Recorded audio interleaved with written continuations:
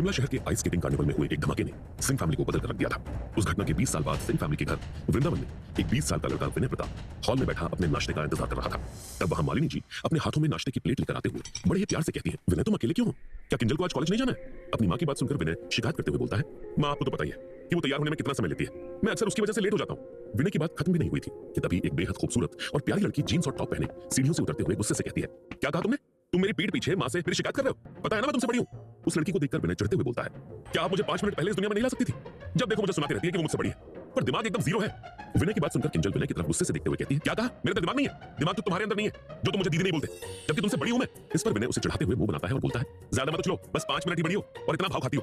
अगर मेरा बड़ा भाई होता ना तो मैं तुम्हें बताता कि बड़ा होना क्या होता है। विनय के बड़े भाई का जिक्र करते ही वहां मौजूद सब लोगों को किसी बॉम्ब के फटने जैसा लगा और फिर हॉल में मौजूद सब लोग शांत हो गए सिवाय विनय और किंजल के, क्योंकि उन्हें 20 साल पहले क्या हुआ था वो पता नहीं था और आज तक उन दोनों को किसी ने बताया नहीं था कि उनका एक बड़ा भाई भी था जो 20 साल पहले मर चुका था। विनय की बात सुनकर मालिनी जो नाश्ता विनय को देने जा रही थी, अचानक उनके हाथों से खाना गिर जाता है और वो थोड़ा कांपने लगती है। मालिनी को कांपते देखकर भानु प्रताप तुरंत मालिनी को अपने सीने से लगा लेते हैं और उसे धीरज देते हुए बोलते हैं, अब कुछ नहीं हुआ, सब ठीक है। वहीं विनय और किंजल भी कंफ्यूज हो जाती हैं कि अचानक मां को क्या हुआ है। वो दोनों तुरंत मालिनी के पास जाकर फिक्र करते हुए पूछते हैं, मां क्या हुआ?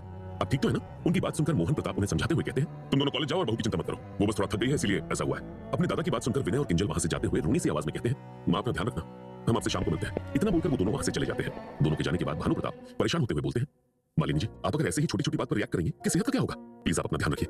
भानु प्रताप की बात सुनकर मालिनी अपने आप को संभालते हुए धीरे से कहती है, जी मैं आगे से ध्यान रखूंगी। इतना बोलकर वो अपने कमरे में चली जाती है। मालिनी के जाने के बाद वसुंधरा दुखी होते हुए कहती है, पता नहीं कब इसके चेहरे पर पहले की तरह रौनक आएगी, इसने इन 20 सालों में शायद ही कभी मुस्कुराया हो।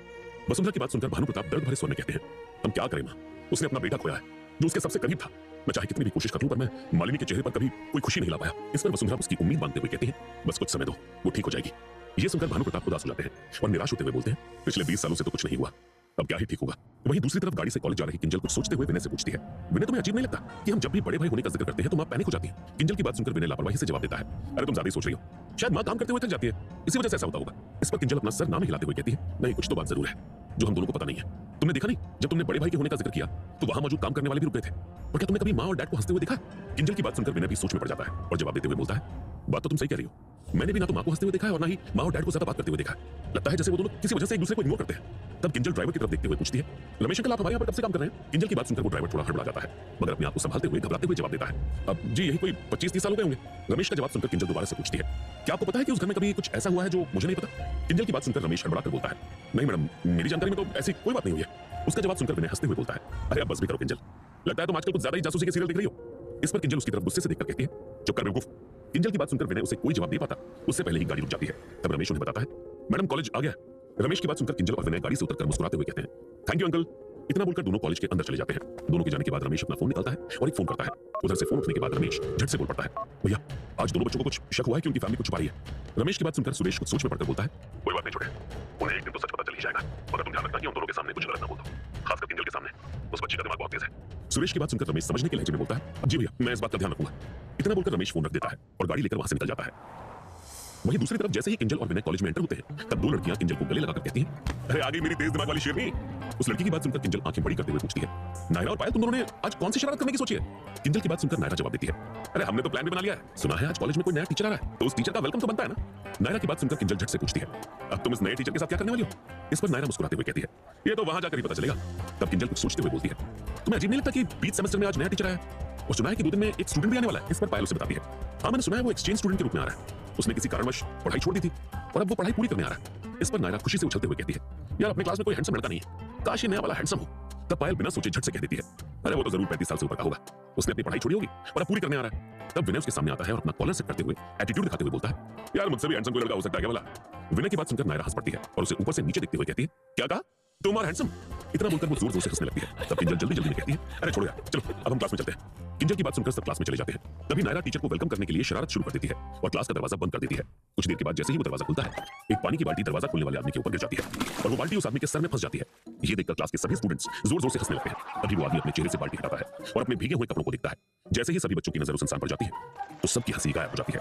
नायरा और पायल की तो सिट्टी बिट्टी हो जाती है। तब किंजल धीरे से कहती है, आ गया स्वाद, अब तुम दोनों को इस कारनामे का स्वाद मिलेगा। इस वक्त जो इंसान दरवाजे पर खड़ा था वो कोई और नहीं इस कॉलेज का प्रिंसिपल तन्मय सिंघानिया था। तन्मय का चेहरा थोड़ा मोटा और गोल था और वो लगभग 50 या 51 साल का था।